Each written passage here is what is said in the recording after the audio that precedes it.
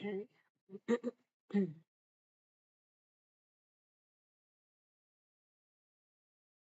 All right. Sweet. Okay, so we're now live on YouTube and TikTok.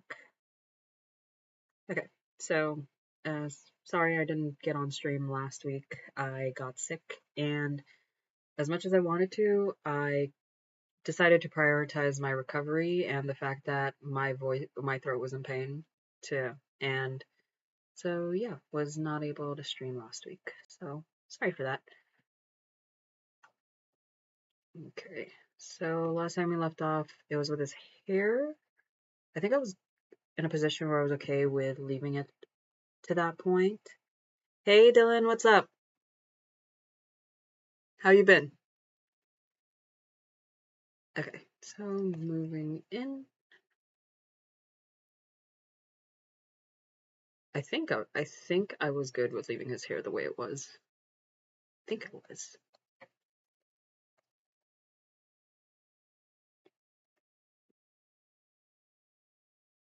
Um, glad to hear you're doing good. I skipped last week because I ended up coming down with a cold and a sore throat. Spent Thanksgiving with a few friends, and I guess the talking, laughing, and they do have kids, so, and I know his family was a little bit sick before the holidays started, so probably a combination of using my voice more than I'm used to, and yeah, just caught a cold, and there's something been passing around the office on top of that.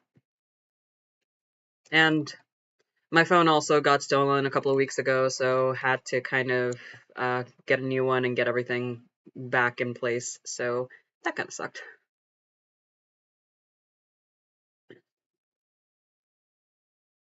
Yeah, it happened a few weeks ago. We were at the grocery store and it got left behind in the shopping cart, and somebody walked in shortly after my mom had put the cart away, not realizing my phone was still in the cart. So that's how that happened. So that was a bit of a mess of a week.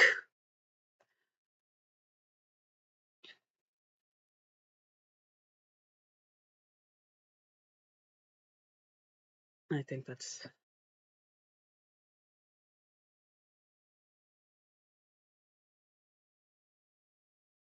Yeah, it's not everything's slowly falling back into place. Part of just everything getting stolen is just making sure I was able to recover all of my accounts, which thankfully I was able to.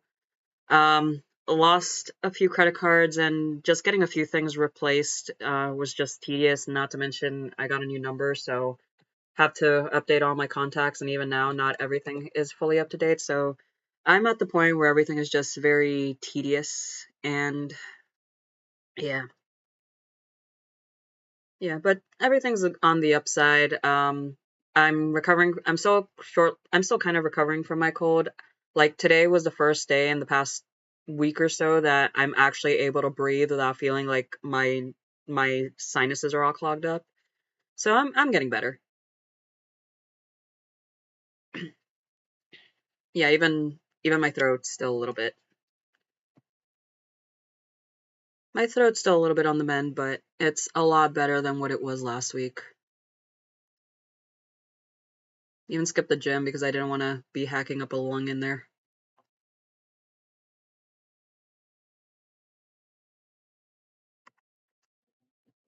I think those are good enough colors. Yeah, because a lot of it is going to just be a lot of accent work.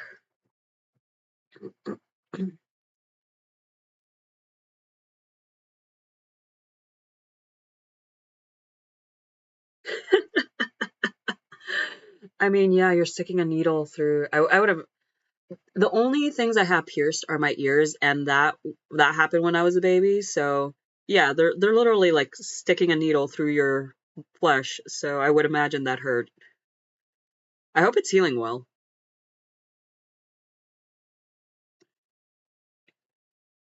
Sweet. Wait, screwed up my layers. Always happens at least once. Oh, nice. It's brand. Okay, that means that's brand new. Make sure you take good care of that.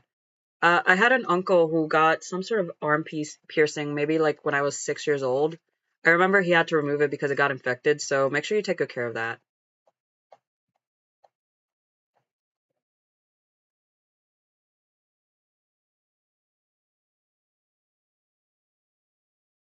Go ahead, go for it. Is this the line? Oh yeah, it's a line.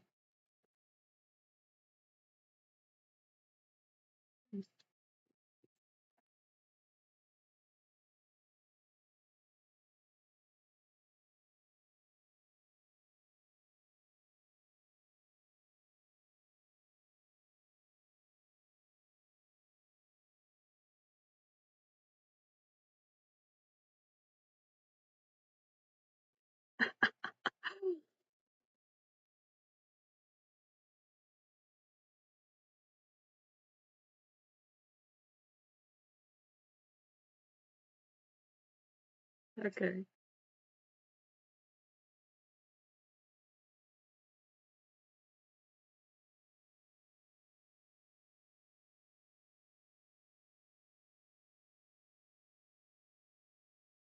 Oh wow. Your mom and her friends sound like a lot of fun.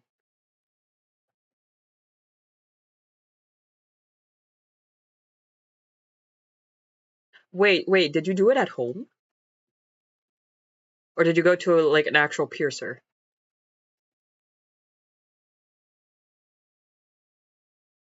Okay, that explains why that wasn't happening. Oh wow.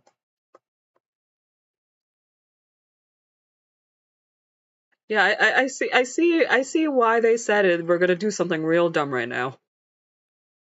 Well, so long as everything is sanitized. Okay, that's good. That's good. So long as you like your new piercing, that's what matters.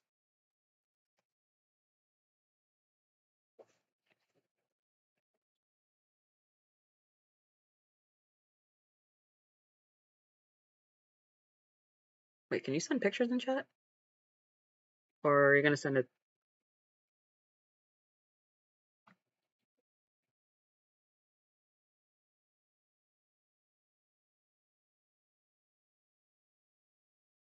Oh, here we go. Give me 1 second.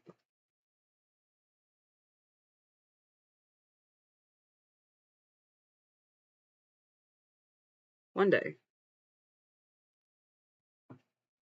Did it go through?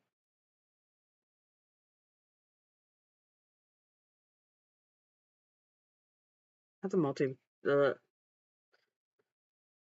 okay.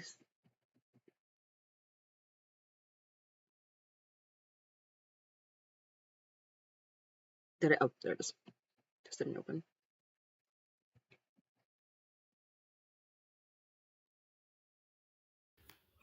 Hola, ¿cómo Hello, estás? how are you? I'm doing alright, doing alright. Let me show you this though. Let's take a look. Ooh, Oh, that actually came out pretty good. not too bad. I've had my ears done for a while too though. Nice. Did you do those at home or was that done by a piercer? At home. At home. Okay. I'm With assuming this your nose. mom has the tools, or I guess you can Yeah. do it with a needle. Mm-hmm. A piercing gun. Okay, okay. Okay, so you have the supplies. Yeah. This nose piercing though is oof. Ouch. I don't know if you have your ears pierced, but it feels weird. I got my ears pierced when I was a baby, so I don't remember a single thing that happened. And I'll be honest, I'm not one for body jewelry. Like, I admire it and I like it on other people, but for me, it's just uncomfortable. Alright. I'm a big fan of jewelry. Like I got two necklaces. I Nice. normally wear a bracelet, a ring, earrings.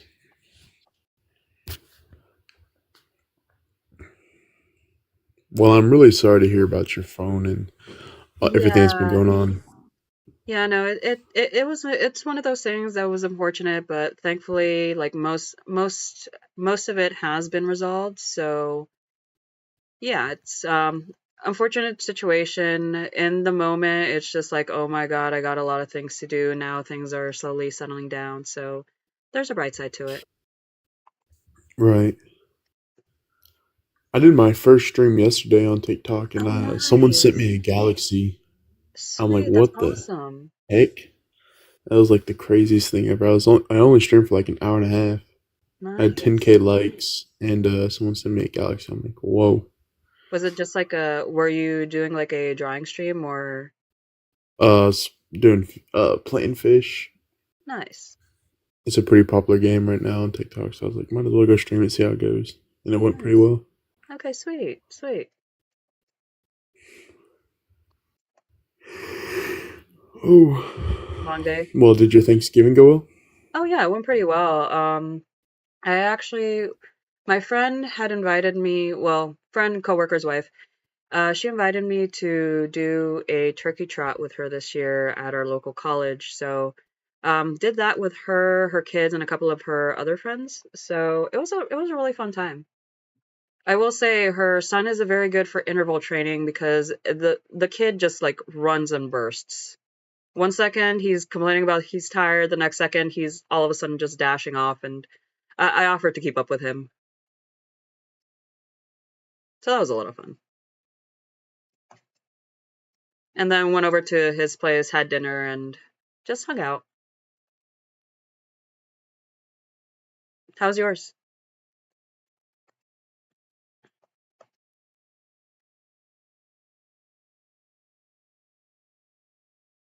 Oh, did you get booted?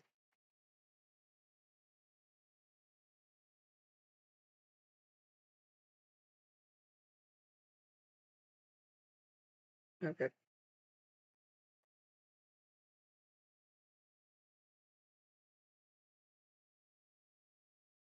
I think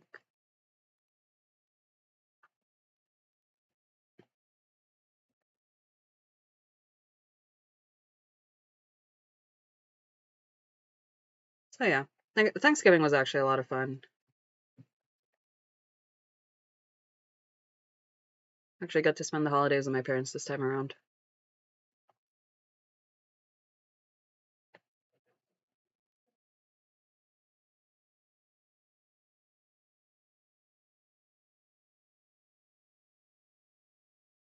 Just okay. What alarm am I on? Yeah, it's this one.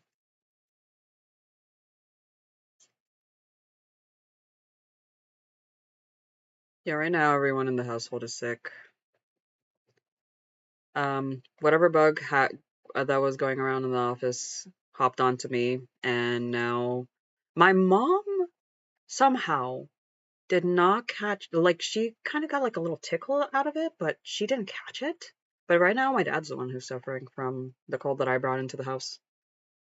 But like most of my coworkers have been catching something, and it's just been spreading around the office. And I guess it's winter, a lot of them have kids,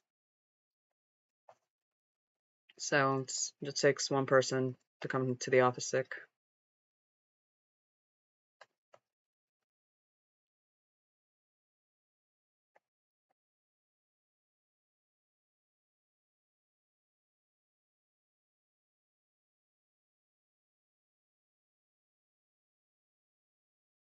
No, well, I did it.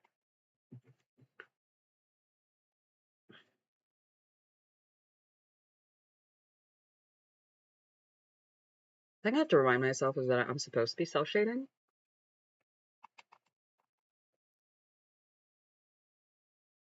I'm supposed to be self-shading.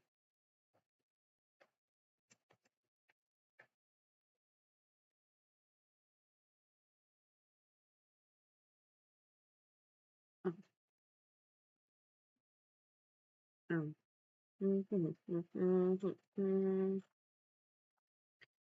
So yeah, it's been a while. I've also been working on a lot of things behind the scene. So I have another set of actual, like, full illustration labs projects in going on in the background. I am in the wrong layer, aren't I? What layer was I on? Oh, me. I don't even remember. Okay, we're gonna redo that entire color portion Because I was in the wrong layer again. One day, one day I'll get my shit together. Maybe. I don't see that happening anytime soon, though. Maybe one day.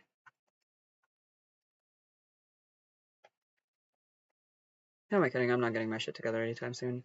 At all.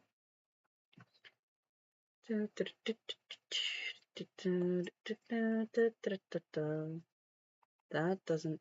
Am I? Oh, okay. Did I? I thought. Okay. How many times will Sky mess up by drawing in the wrong layer? Okay. Okay. Now we're in the right layer. Okay, we're good. We're good.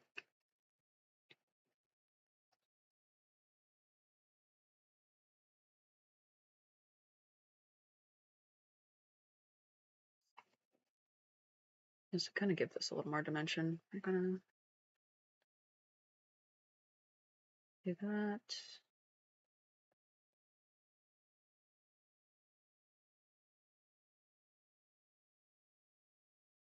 Let's see. Let's see. I just feel like some of the okay, I know these pieces of clothing are not going to be casting like very large shadows, but part of me makes wants to make sure they're noticeable, at least. Like this will have a pretty reasonably sized shadow, I would think.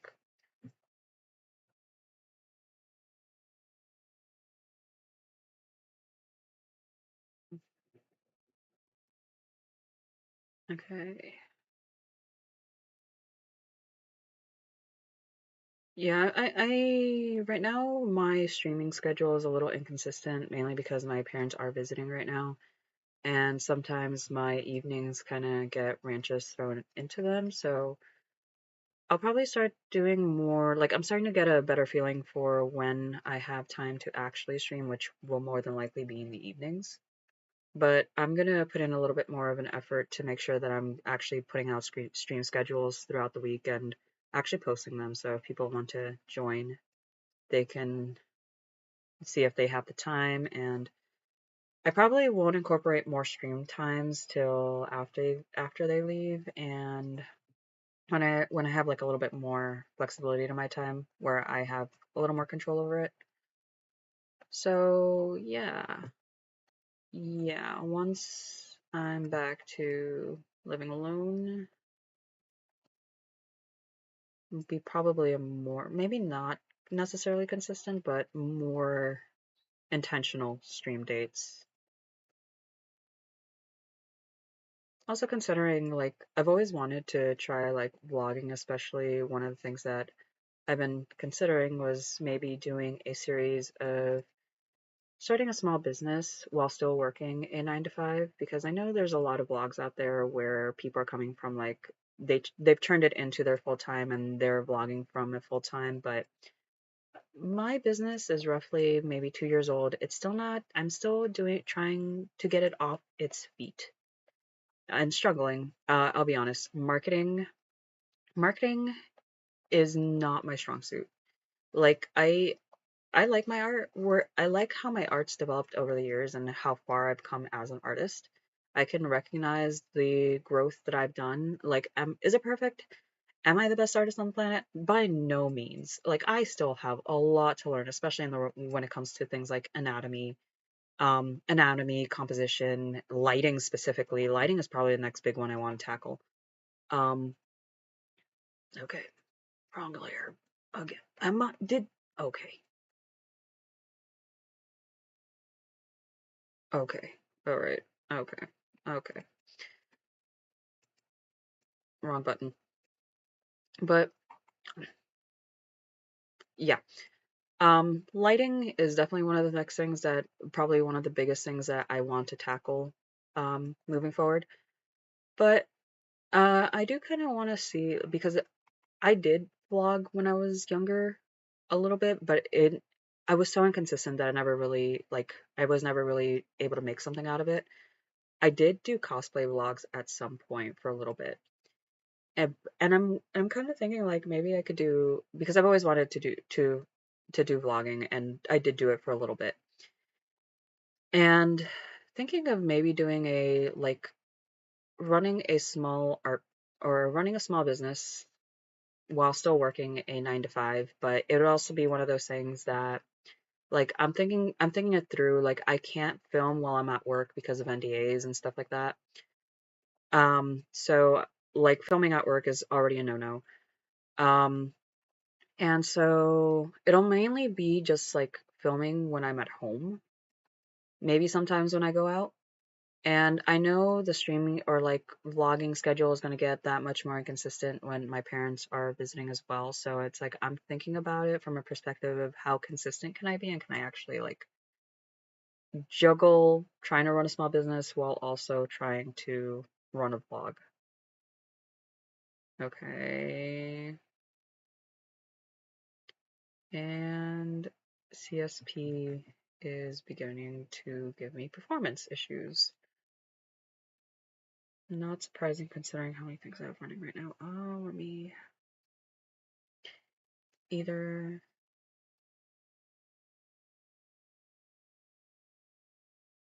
Okay. Let me close out of a few things. Okay, Firefox took a hot minute. CSP is a little bit on the laggy side. Oh, I do not need Chrome open. Okay, that's freeing up a few resources.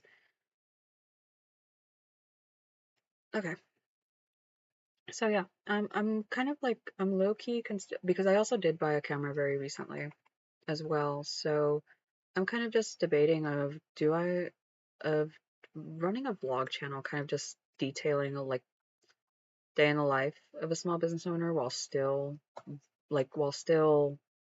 trying to work the 9 to 5. And yeah, it's one thing I'm slowly taking into consideration. And while because I'm still at a point where I'm not in a position to fully rely on a small business. Like I struggle to get sales, but again, that also comes with the fact that I struggle with marketing and advertising. Like my weak point at this point is just my business skills are not there. Um, and so I need to be more loud and annoying on my platforms. And one of the things that I do know is that I do enjoy filming, I enjoy vlogging, I enjoy, like, especially when I did it back when I was in college. Like, I really did enjoy it. And it's one thing that I've always told myself, like, I want to get back to it. And back then, I was mainly doing, like, a lot of cosplay because I had a little bit more time back then. I haven't really cosplayed all that much, especially since I haven't gone to conventions since COVID hit. And I haven't really had, like, any pressing projects to kind of keep me motivated or give me deadlines to actually stick to it. And like I'm just I'm like literally the definition of the kind of person that I am is quite literally hobbies up the wazoo. Like anything that catches, specifically when it comes to crafts, like anything that catches my interest, I will absolutely do. Like I just love working with my hands and it's just, I want to get back into cosplay, but it's a matter of finding the pockets of time where I can just focus on cosplay. And then it's also like balancing all the other things that kind of keep my attention because, of course, art is one of them. I'm trying to build a business around it.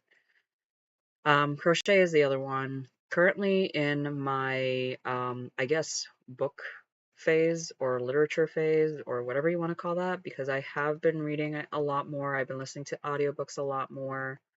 Um, need to, yeah, so it's balancing the things that I need to do for like day-to-day life, as well as doing things for my art career, doing things for my big girl job, my 9 to 5, and budget. It's not just budgeting out time, it's like budgeting out attention, energy, and time.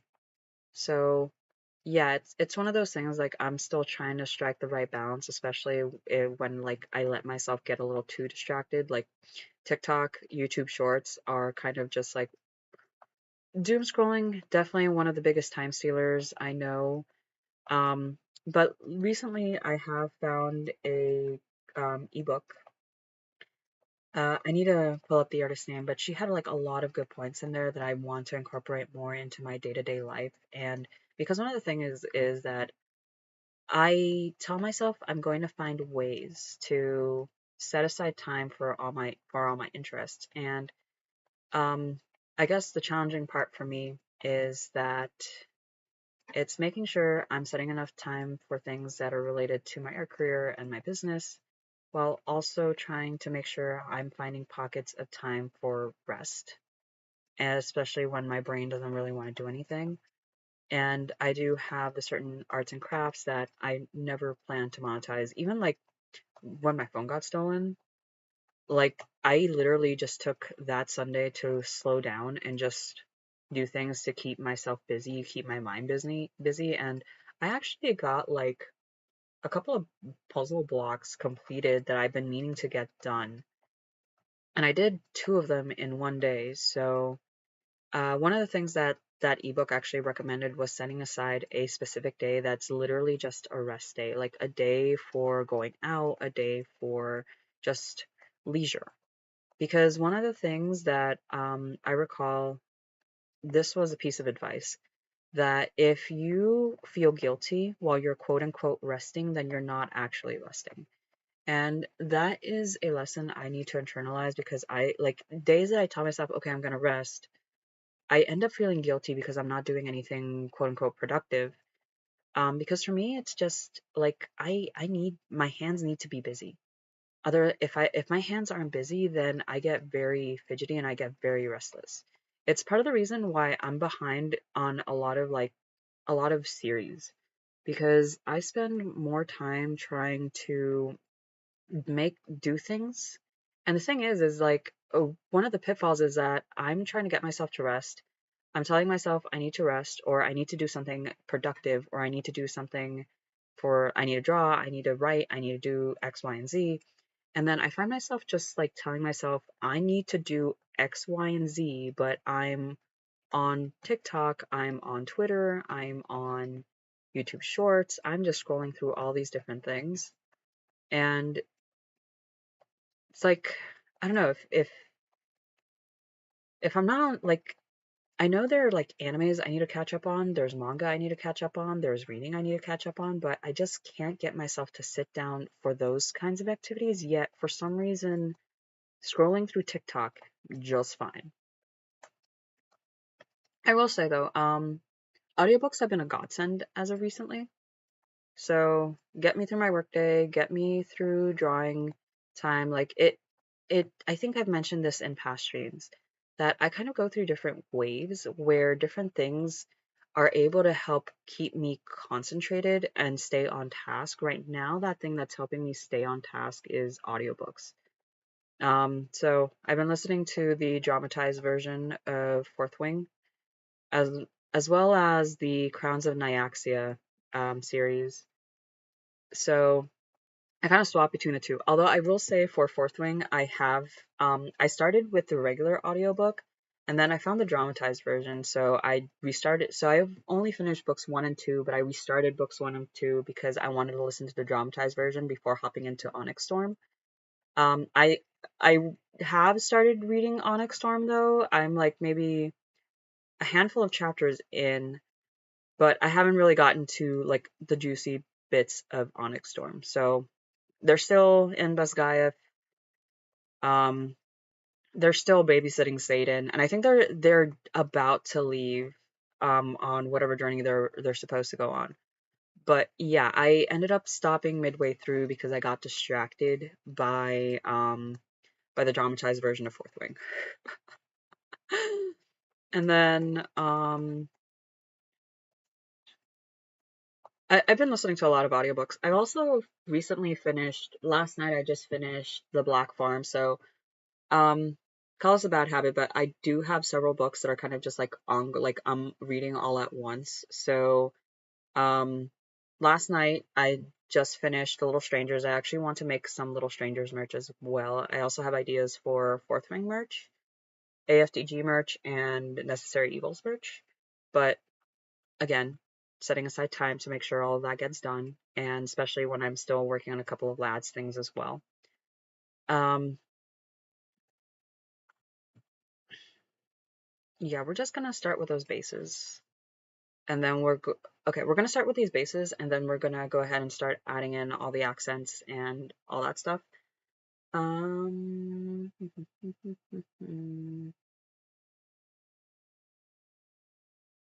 yeah, okay. I'm good on read up resources, but yeah, I have a few ideas for merch in mind. I'm also working on a few miscellaneous sticker designs as well, kind of just to help fill the gaps where I feel low energy and I want to do something that's a little bit more on the low effort side. Um, actually working, I can actually show off some of those sticker designs right now. Um, so I actually have, so working on this is going to be another sticker, and pretty much my friends live in my pockets. Right now I'm just barely finished lining this one last night, and then I'm gonna work on coloring it in. Obviously, the lines aren't gonna be this grayish color. It's not gonna blend into the background. Still working through it. I'm gonna color the lines and do my usual bits. But I have this in the works for stickers, and then I also have a couple of Blobu sticker ideas in the works as well. So I'm gonna do like a little sleeping series. So right now I'm just getting the bases down. And so right now I have, okay, hello, gotcha. Okay. So right now I have Silas, I have Raphael, and I have Xavier. Then Caleb, he's literally gonna be sleeping right on top of her. And so these are the Blobu stickers I have in the works right now. I'm gonna do a sleeping series. I'm gonna do another one that's like a little bit more them doing quote unquote cool poses, I suppose, the best way to put it.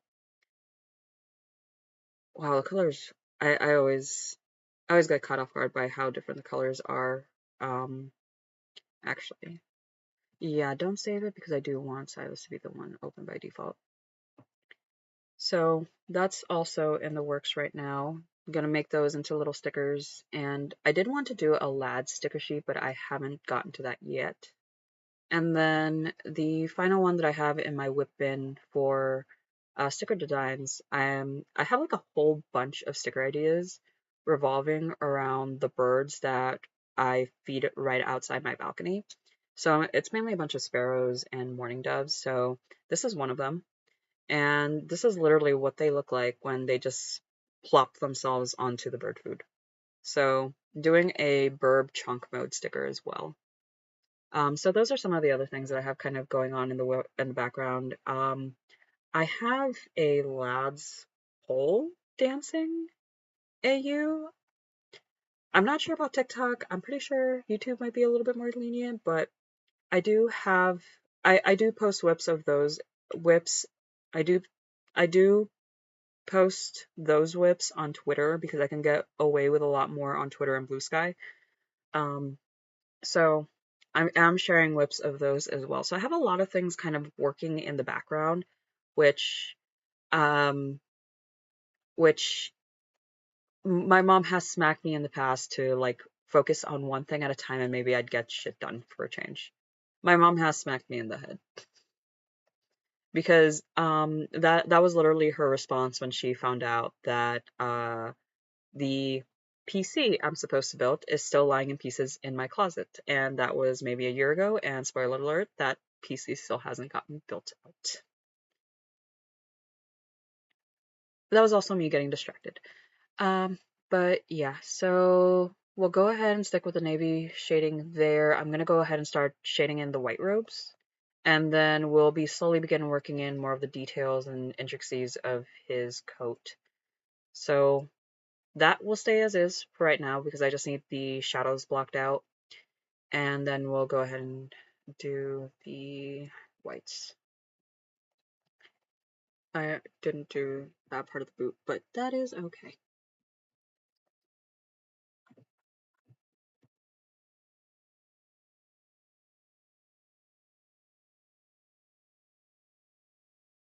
gonna refresh YouTube really quick just to make sure, because I do not trust my phone with staying on top of chat.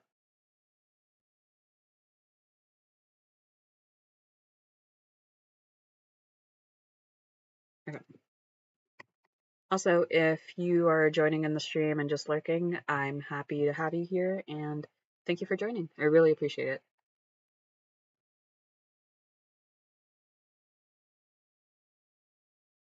Okay, there we go. Gotta make sure I'm in the right layers. Okay.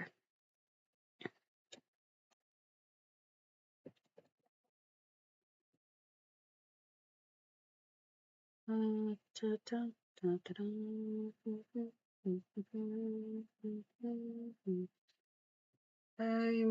gonna go ahead. Okay, so it's set to. I'm gonna go ahead and move it to a blue because I want the hues to stay within the cooldowns. Yeah, that. Maybe a little later.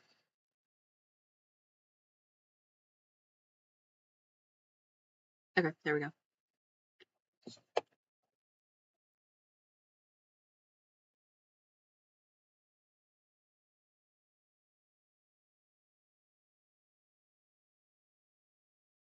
A little darker.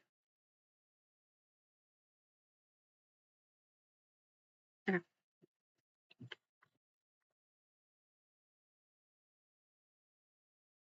I'm actually gonna do one more thing with these navies. Just kind of do like a light highlighting. Hello?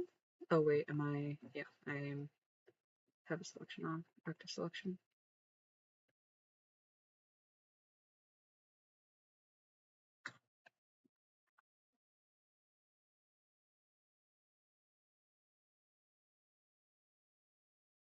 Okay. Okay, my computer. Task manager. Where's my task manager? How bad are we right now?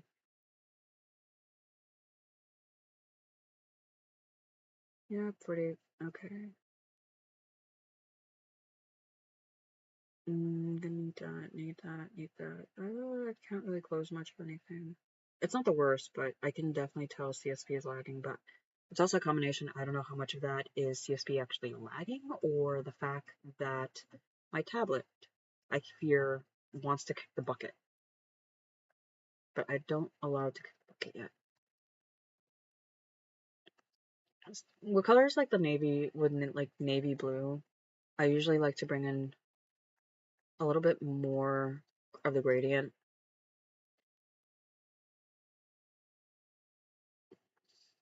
Mainly because of how those dark colors. Okay. Need the gradient. Okay.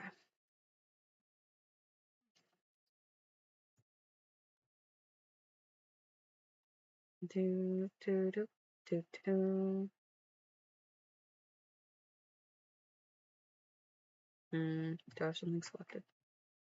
Am I in the right layer? Okay. Yeah, right layer. Do I have the right color? Okay, you know what? What we're gonna do is we're just gonna go ahead and put this in and then we're gonna blur it out. Because I do, again, like the first color I tend to lay down is usually a color that I'm gonna use mainly as a gradient. Mainly because I feel like it adds a little bit more dimension to things. And when I do cell shading, it just helps me feel it's more of like I don't know, it just feels like it looks better because I'm the kind of person that really likes to blend when they draw. So I will it used to be a problem before because the way I used to blend everything would just get blurred into each other and then you would lose a lot, honestly. I've learned how to not overdo the blending. That is eventually gonna be. I don't really have to worry about gradients there, but ugh, no one heard that. I'm a lady. I'm far from a lady.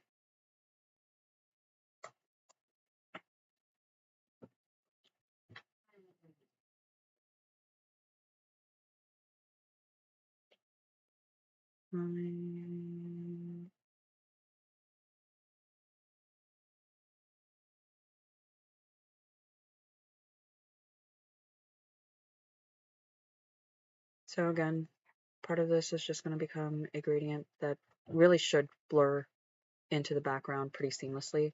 I will put in some white so that that gets blurred a little better. Yeah, especially,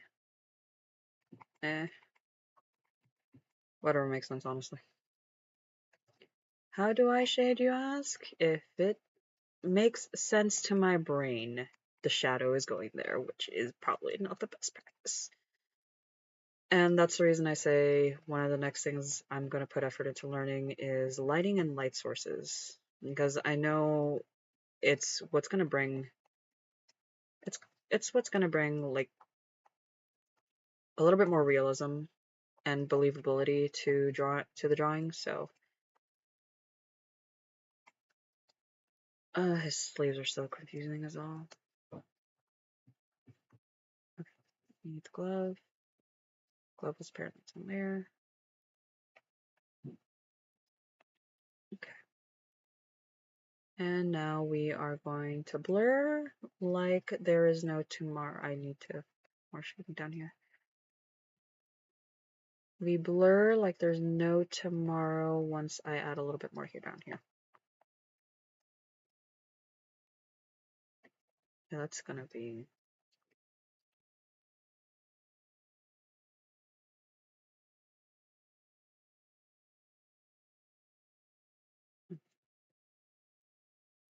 okay. There we go.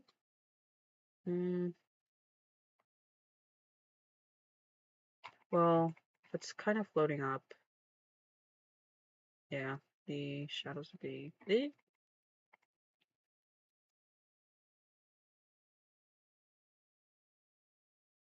I'm like Hinata. Sometimes I speak in sound effects, and sometimes I wonder, like sometimes I think about it, and when I listen to my mom talk, I realize who I get it from. My mother tends to also talk in sound effects.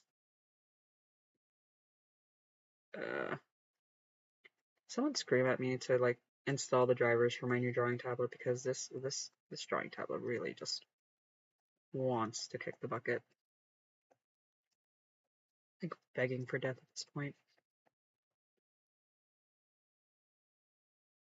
Okay.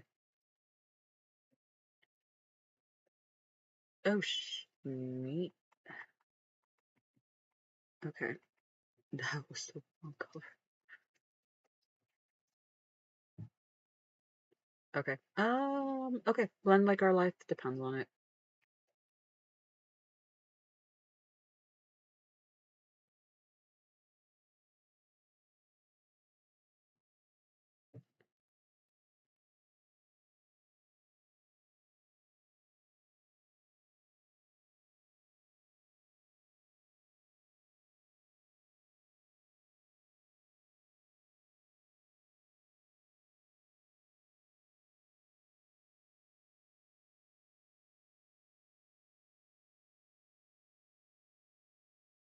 Make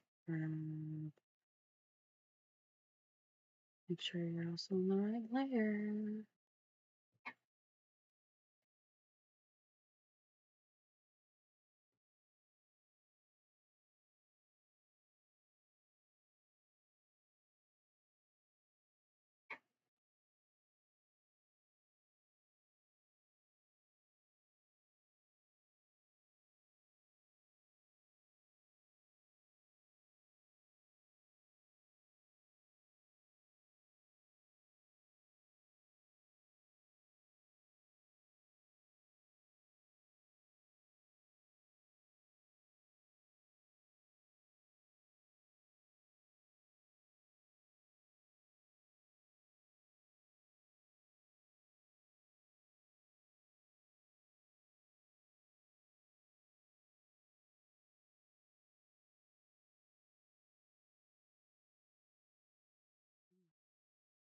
Mhm. Mhm. Mhm.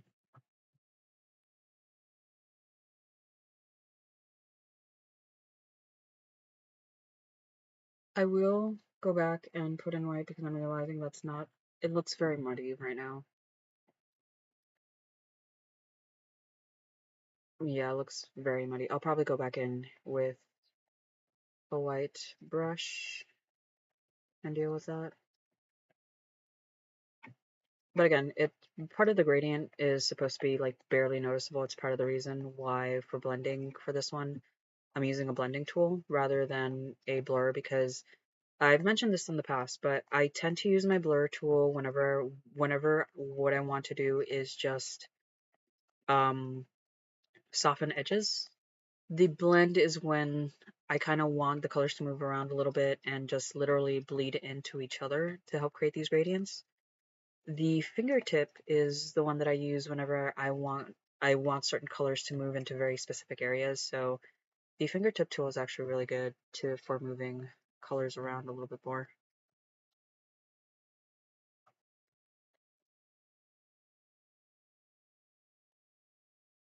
I don't know if it's all that noticeable, but you can kind of see how the fingertip begins moving colors around because I really just want to push these closer to the edges, and then I'll bring the blend tool back in to pretty much eliminate those entirely.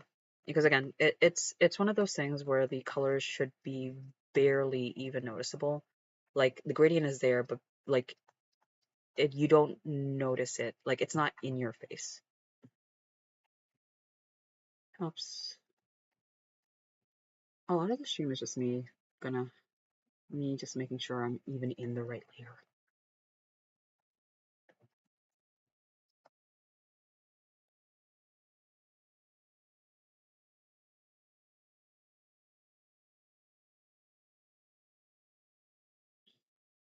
Yeah, this one, I think this is where like I'm not a huge fan of how those colors ended up. It's a little too haphazard and too careless. So I'm just gonna kind of just shove them in here a little bit more.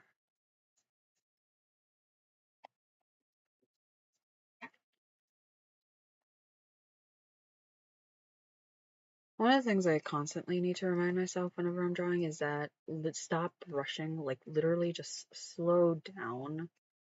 You will reduce the amount of stuff you need to redo if you just slow down and just take your time with it. Like every single time you'd think I'd learned that lesson. Like that is the one lesson that doesn't stick because you don't want to, like, I don't know, but when it comes to art, like really just take your time with it. You don't need to rush it because the more you rush it, the more like you'll just be more likely to make mistakes. Like you're going to be more likely to make mistakes. And then these aren't just going to be mistakes that okay, I know I just need to make a few couple of adjustments. For me, those mistakes end up being the ones that like I need to go back and redo the entire piece. And it's part of like partially the reason why sometimes hair takes me so long is because I'm undoing and redoing a lot of things. But the second I slow down, it begins working it begins working and cooperating with me the way that I need it to. So yeah, when there are certain things, just take your time with it, don't rush. And that is a lesson that I need to like hammer it into my head, and I just repeatedly need to keep relearning it apparently because it just doesn't stick. Okay, so we'll go ahead and start putting in those darker shadows. I'm going to go ahead and use my line tool. So the difference between my G pen and my line tool is literally just the um stability. I tend to keep my stability on high for a lot of the lining tools. So that way my edges are a little bit more cleaner, my lines are a little straighter, even though I'm not. Um, who said that? Anyway, obligatory gay joke.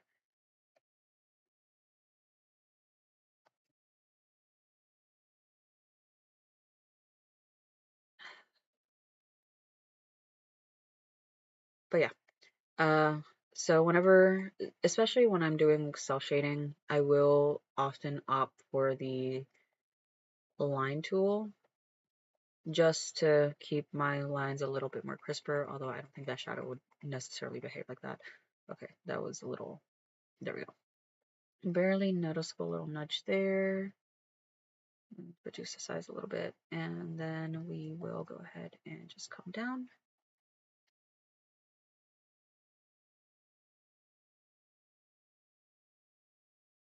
All right, there we go. Kind of the same little. I think I'm gonna try to see if I could stream more days throughout the week, especially since it seems like my evenings tend to be the freest times that I have. Again, gonna try to put in an effort to get a proper stream schedule out, so if anybody who wants to join throughout the week, they can. For the meantime, most of my streams are probably gonna stick to the evening times. Uh, Mainly because that's when I have the most amount of time. I kind of sometimes I think when my parents are not visiting anymore, I kind of want to do like morning streams, like cup of coffee, sit down and write and work on my BL as well. Fair warning for anyone who, because I still need to get character designs out. I'm still working on the chapters, and it is going to be a dead dub series, so if it's not going to be for everyone, it's definitely not going to be for everyone.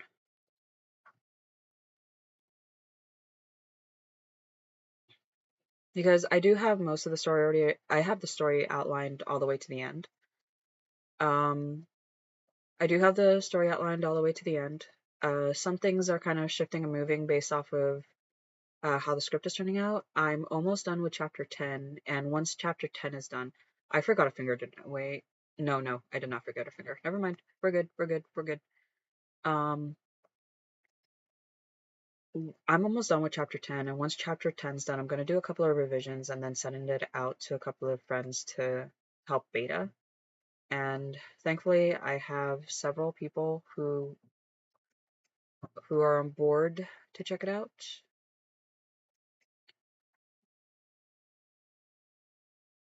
So yeah, chapter 10, we were getting a arguably chapter 9 is somewhat spicy, but it doesn't really go anywhere. Chapter 10 is where I'm trying to get some spice incorporated, but it's also struggling to make it feel like organic, that it's not just thrown in there. Um, there is going to be like one part of the relationship that is established before the start of the series. Um, and then the other one that kind of develops as the story goes on.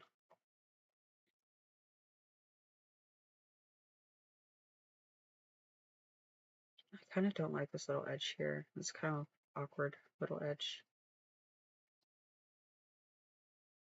Yeah, it's also setting aside time so that I'm working on the stuff on like original OCs and original art as well. I also want to do like some paintings to just kind of help clear out a few supplies.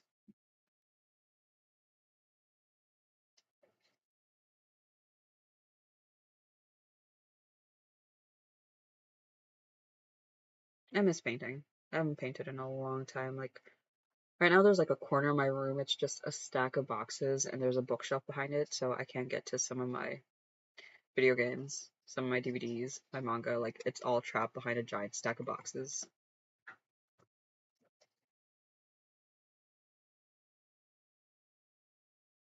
But yeah, I got a lot of things to do. I have a lot of things that need to get done. Again, one day I'll get my shit together, but we are not at that point in time yet, apparently. One day. Hopefully. Maybe. I wouldn't hold my breath. It's just so much to do so little time. It hurts. It hurts. If I didn't have a 9 to 5, I'd have so much more time.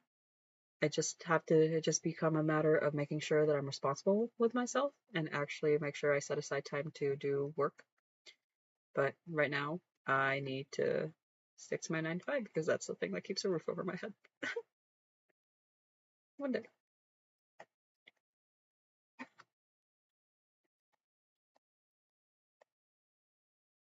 Not to say that I don't enjoy what I do for work because I do. Um, it's one of those things that like it's repeated conversations. It's just like I don't think I'd ever really quit my full-time job because there is a certain type of mental stimulation that comes with that job that I do enjoy. And right now, some of the work has gotten a little bit slow and a little bit on the boring side, not gonna lie. So I do want a new job for a change of pace. So, get my ass on the applications because I'm gotta work on my inconsistencies. A lot of my life is just inconsistencies. But yeah, still looking for a new job. But yeah, part of me, like, I have doubts that I'll ever really leave having a 9 to 5 because um I am a software developer, and right now a lot of what I do is revolves around data science. And so there is a certain type of mental stimulation that comes from doing that kind of work that arguably can get triggered when I'm working on art because a lot of like sketching and shading is a lot of problem solving in my opinion. It kind of flexes that muscle but in a different way. And so, like, part of me thinks about, like, what if one day I can just quit my full-time job, which is a nice ideal, but at the same time, I know part of me is gonna miss some of like that development work, because I do enjoy. Apparently, I'm a masochist, and I enjoy banging my head against a keyboard for a living. God help us. But yeah, it's like part of me kind of doesn't know how to feel about completely giving up my 9 to 5. It's like definitely one of those things I had to learn how to love. Because there are certain things that I enjoy doing. And one of the things I will say about like data science, it surprisingly is the one thing that brought my love for graphic design and well, love for art and technical technical work in a way that I didn't expect. So I know like part of me would miss that blend of art with tech and data. Um, so it's kind of hard to say like I want to do art full time, but at the same time, I think I would also struggle completely letting go of doing like software development work because the other way to stay in touch with it and an avenue I'll probably start exploring is maybe getting into game dev. Like once upon a time, college me, but it's kind of hard to get into gaming, especially now with like a lot of the layoffs that are happening, especially and then trying to make it into an industry where you need a portfolio and you don't really have the portfolio, which I guess I do have like that Identity 5 game jam that um I did. The game isn't done. There are certain things that me and the person I was working with still need to get back to. We've both just been very busy lately that we haven't been able to touch it. But it's definitely something like I still want to finish it because there's still parts of the screen like I want to finish the story because I love the story and like writing out the script for multiple endings is a lot of fun. Just a lot of very creative pursuits that I would dedicate my life to if I had the means to do so. Because definitely the current 9 to 5 is literally what brings home the money. That's all it really is. Like, no like, I don't have any over the top career goals. Like, I'm not, unfortunately for my dad, I'm not the type of person who feels very motivated to do that entire corporate ladder climb. Like, that's just not me. That's not what I want long term, even though that's probably what he's expecting of me. But I'm like, literally, I declined a supervisory position because I just don't want to go into management at all. Like, people have so much confidence in me because they want to put me in leadership positions, but I'm just like, nah, I don't, I'm not, I, I, I, I don't see myself. Like, I can barely manage myself, and you want me to manage other people? What? But on the flip side too, it's like I used to do um new hire mentoring for my job, for one of the positions that I worked, and I had a lot of fun doing that. And definitely, like, if I would love to do mentoring again, because I personally prefer positions where I'm more of a guidepost, where like I'm not telling you what to do, but if you need help, I'm here to give you like whatever resource you need so that you will succeed. Like that's, and I kind of miss doing that. I I think part of my issue with with a managerial position is also just like I do not work well with authority. I have issues with authority. Like I do not interact with my own supervisor unless I have to. Sometimes if there's like jokes getting passed around in the chat, I'll interact, but like check-ins with counselors and stuff like that, I'm like I never really saw the use in that.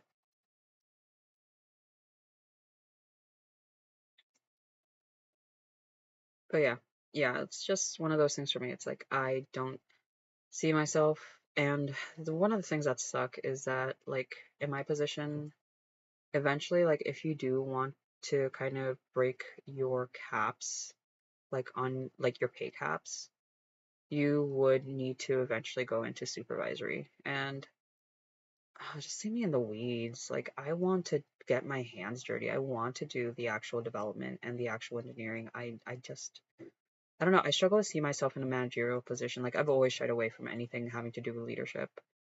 Even though I've had so many people telling me like, "Oh, you could be a supervisor. Oh, you should do this leadership program." I'm just like, "Nah, I don't want to coordinate people.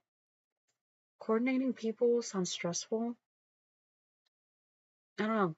I don't know. I don't think that's my forte. I don't think that's where my skills lie. Like, again, I can barely like coordinate myself and keep myself on task.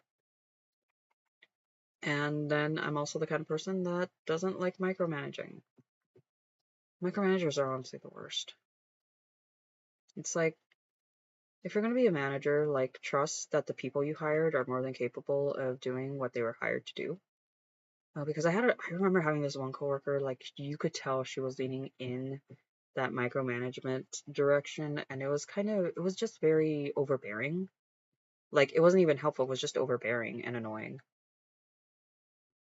It's like, I think if you're going to be a manager, like, trust that your employees know what they're doing and they can execute, especially if, like, you're working in a professional setting where, like, literally you're working with engineers who went to school for engineering, and if they have their degree, they should have more than enough of an idea of what they need to do to get their jobs done. All you have to do is just like, hey, this is your tasking, go do it. And like I understand it for like status checks and everything, but if you're constantly like breathing on their necks, like God, that gets annoying so fast. Like I remember one coworker, like she started feeling more comfortable with a lot of like the organization and the managing stuff, but at some point like you could tell she was leaning towards heavy micromanagement, because I remember one time she overstepped.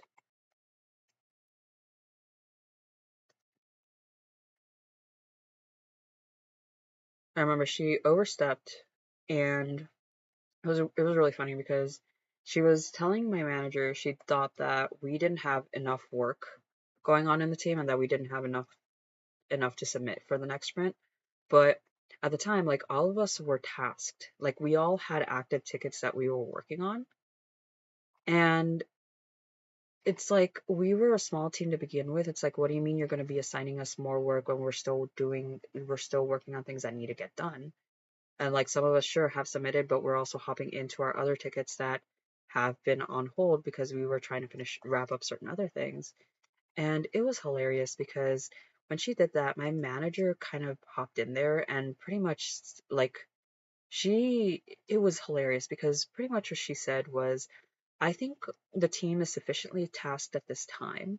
If you don't have work to do, you should have just let me know and I could have assigned you a ticket. It was hilarious. Like, she did not respond after that. And she was also one of the people that we brought on to do some technical work. But I guess there's I've noticed this a lot with a lot of new software developers is that when there's like a lack in confidence in your ability to do something, like even though we have like even though like we have version control set up, we have Git, um, we have fail safes that if it's not gonna work the way you think it does, or if you do something by accident, we can always backtrack. Like, we have the system set up, and no matter how much we reassured her that it's fine if you, like, even I tend to tell this to like a lot of my mentees at the time. It's just like, play around with it. Like, you're in a position, or like you're in an environment where we made it safe for you to mm, like mess around in the code, make mistakes, and you'll be fine. So like even if you accidentally push something that you weren't intending to, like, it's part of the reason why version control exists is so that we can roll back on any mistakes that happen to get pushed out. And so it was hard to convince her, and it was just she was very reluctant to really like step up into that developer role. And the entire team noticed it. At first I thought it was just I was the only one with issues, but apparently I wasn't the only one who had issues. Um, with that person. So part of me felt like, and I didn't find that out till like years after she left. But yeah, it was just one of those things that micromanagers just really get annoying really quick. And I remember there was one time we were just like getting ready for a training, and I was just doing some work before I had to like hop into that training. And I guess we're learning Sky doesn't fare well with micromanagers and being told what everything that she needs to do. Um, I'm definitely just like, give me the instructions, give me the task that needs to get done, and I'll get it done. If I run into issues, if I need help, I'll be like, I'm going to reach out and start asking questions if something is not clear to me. It like just leave me in my corner. If I'm having issues, I will let you know. So yeah, I just remember like one time we were getting ready for this training, and again, you could tell she was more of the mother henny type. And so um okay, now trying to figure out what way the shadow should go here. She was definitely more of the mother henny type, like more or less the mom friend. So I remember like we were supposed to be taking this training together, and I hadn't logged on yet. It was an online training, and I like at the time we were teleworking, so I'm just like, I can literally join 1 minute right before this training starts and I'll be fine. And so I decided in that time until the training actually begins, I'm going to get some work done because I still had some tickets that needed to get done. So then she comes into my DMs like 10-15 minutes before the training even starts. And she's asking me, like, I've noticed you're not, or maybe that's an exaggeration, maybe like 5 minutes before training starts. And like, she hops in to my chat and she pretty much tells me, hey, I noticed you're not logged into the training yet. Do you not have the call-in information? And mind you, they do send out the call-in information before everything starts. And it was one of those things like, I noticed that you're not in the meeting yet.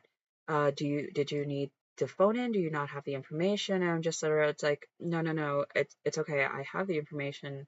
I'm just getting some work done before we get started. I was just gonna hop in like a minute before it starts. And she's like, oh, okay. And I told her, I was like, no, no, I'm good. I'm good. Everything's fine. And I remember like she just kept checking in on me for some reason, and we weren't even the people hosting the training at the time. But yeah, there were like again, apparently I wasn't the only one who had issues with her, and her overbearing nature, and I felt vindicated like 2, 3 years after she left. Because again, I apparently I wasn't the only person. I was not the only team that noticed the tendency for micromanaging.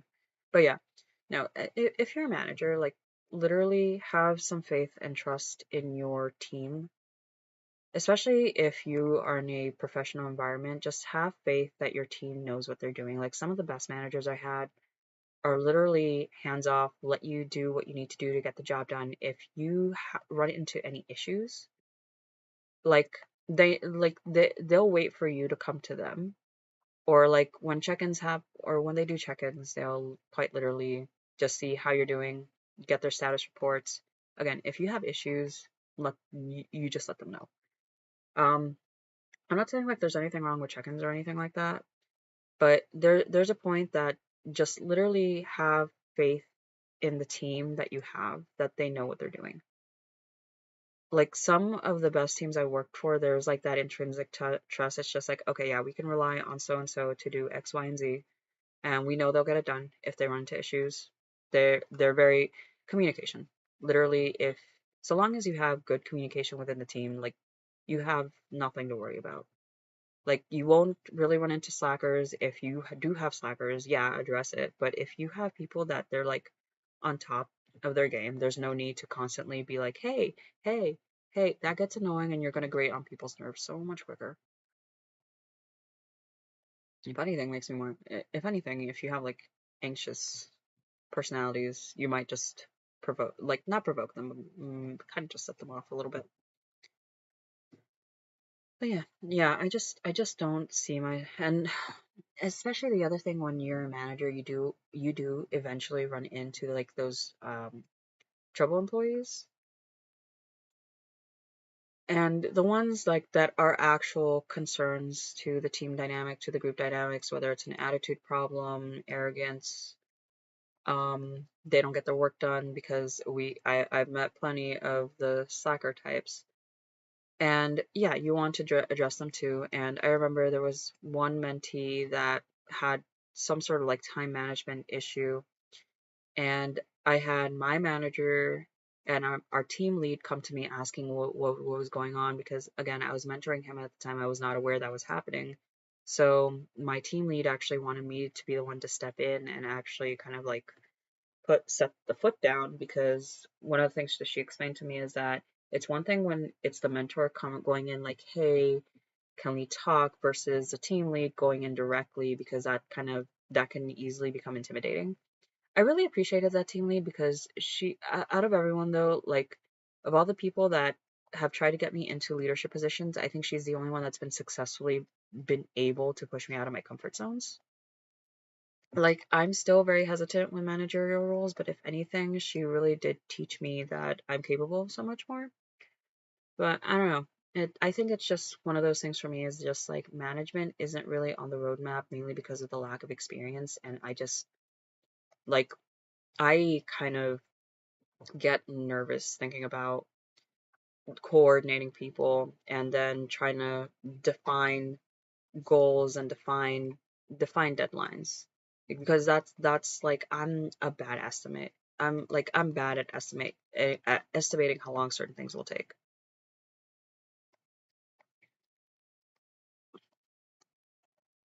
Maybe it's just, I don't know. I'm bad at estimating how long certain things will take, and it's just coordinating people is just it makes me nervous.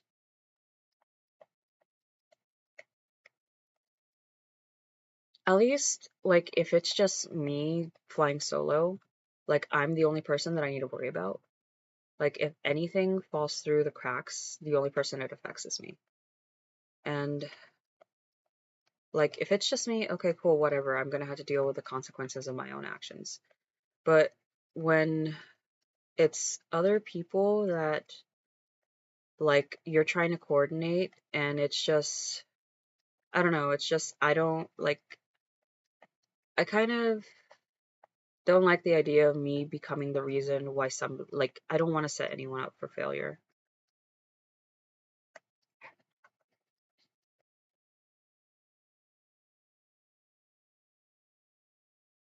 And I also like I quite literally don't I remember I had to do like a project and they put me as lead and I just struggled like I don't know what we're doing. I don't know what we're supposed to do.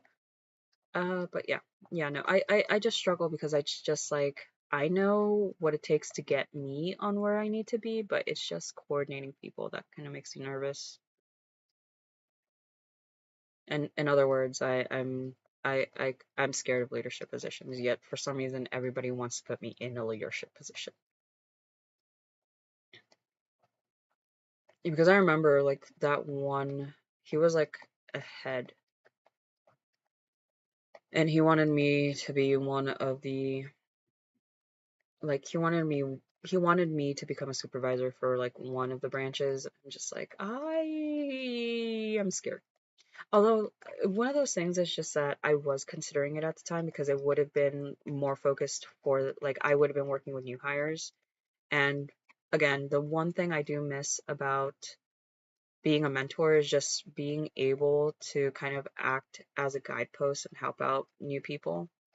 Like I really did enjoy that part of the job. Is just saying like, hey, okay, you need this information. Here you go. This is where you can find that. This is who you want to talk to. You might want to check this, and that out. Okay, you're running into issues. Let's sit down. Let's talk about it, and let's go. Let's find a solution together. That's kind of like what I miss about doing things like mentoring. I love mentoring.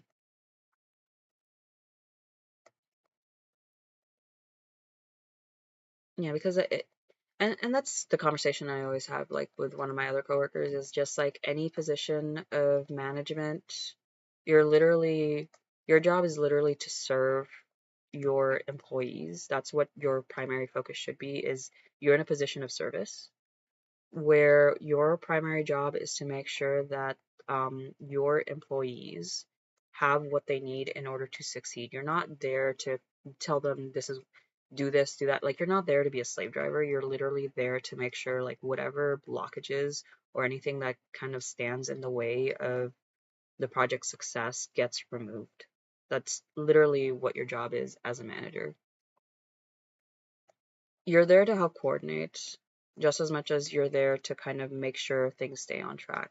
And part of making sure things stay on track is that you're removing obstacles and you're doing those check-ins to make sure people have what they need in order to get their jobs done right. If they don't, you adjust to them. And I feel like there's a lot of people who are in leadership roles that don't really operate that way, which is kind of sad in my opinion.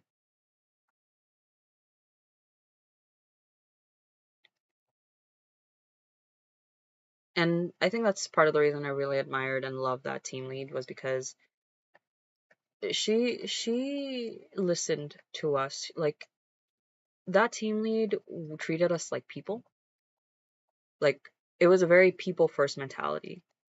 She always tried to see things from our perspectives. If like whenever she asked questions, it wasn't to put us on our spots. It wasn't to put us on the spot. It was always to help us see a problem from a different perspective. And I really appreciated her for it. I'll always speak highly and fondly of that team lead because I learned a lot when I was working for her.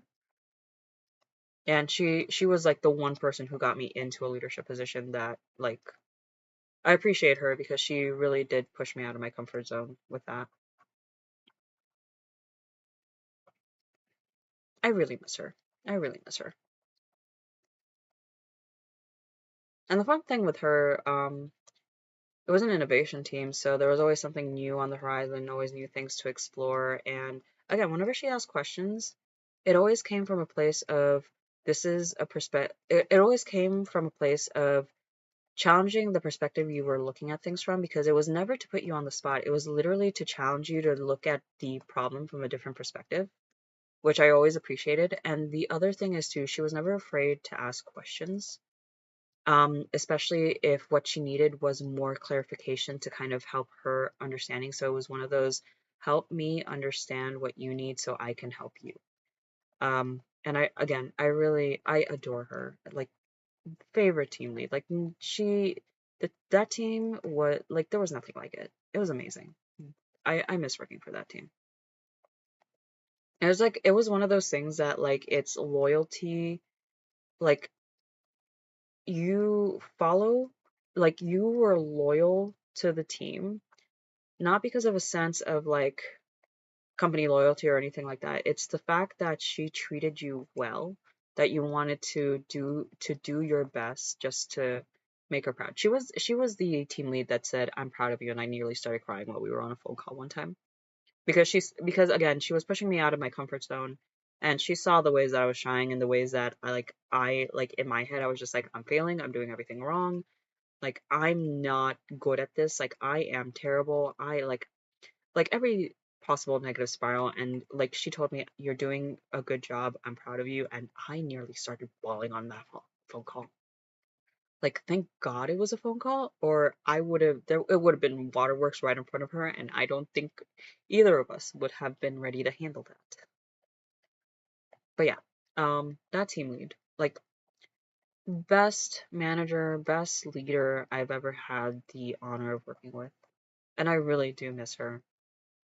Like a lot of after her, like things have never been the same.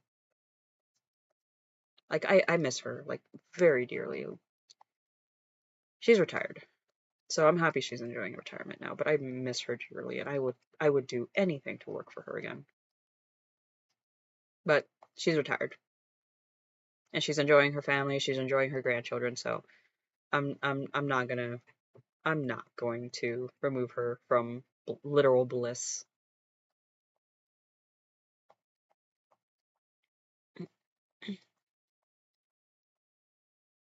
Okay, so I think from here, because I do need to start getting ready for bed very, very soon now.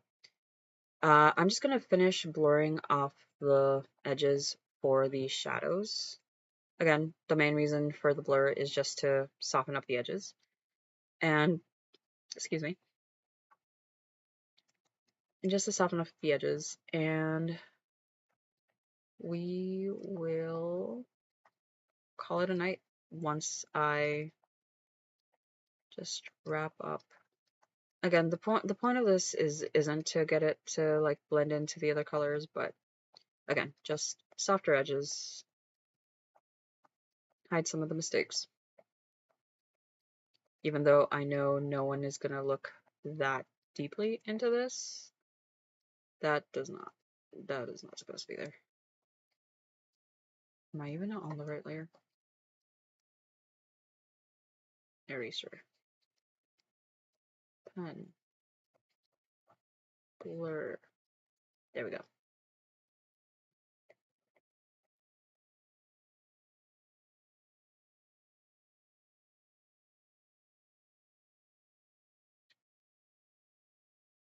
I may actually have to, yeah, that's a little too,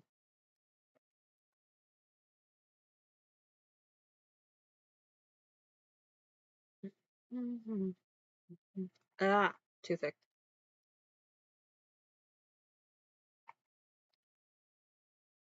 I'm on G pen. When did I switch to G?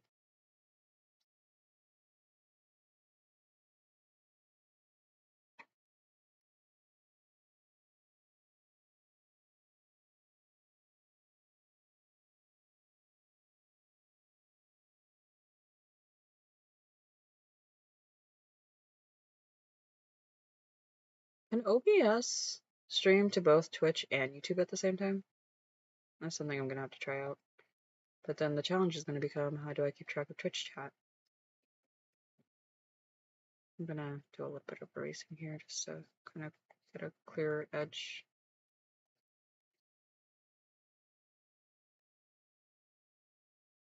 I haven't streamed on Twitch in a while. I'm debating it. Oh, maybe I should do a Picarto stream sometime soon and work on Silas and Raphael there. I just don't know. Like, I have doubts about streaming either Raphael or Silas on TikTok. I don't know about YouTube. I don't know if I'd be able to get away with it on YouTube, honestly. It's not like NSFW NSFW where it's like overly explicit, but the channel is still a baby, so I don't want to like risk it either because it's not that explicit. Like I can even show part of the sketches. Oh wait, no, I don't have the files. I don't have the files locally.